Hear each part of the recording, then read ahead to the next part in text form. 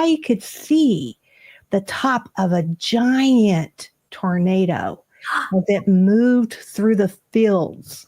And I couldn't see exactly where it was hitting, but I knew people who lived in its path. And so I began to pray. And the prayer that I prayed was, go up, tornado, go up. And I knew that it was heading for a neighborhood because there wasn't any place for it to go. It could only go so far, and then it would hit the foothills of Colorado. And which is where I used to live. Yeah, and it was headed for the foothills.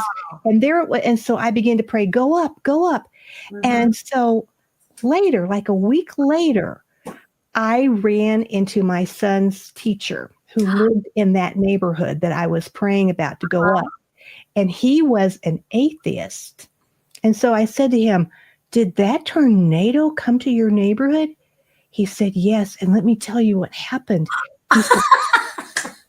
He said, I didn't even know there was a tornado out there. And I just stepped out on my porch and I heard a noise and I looked up and I looked directly up at the stinger as it passed above me. He said, that thing jumped over my house.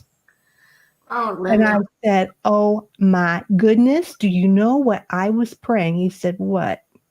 I said, I was praying for that tornado to go up. And he thought about it. And he said, well, it did. That was a good prayer.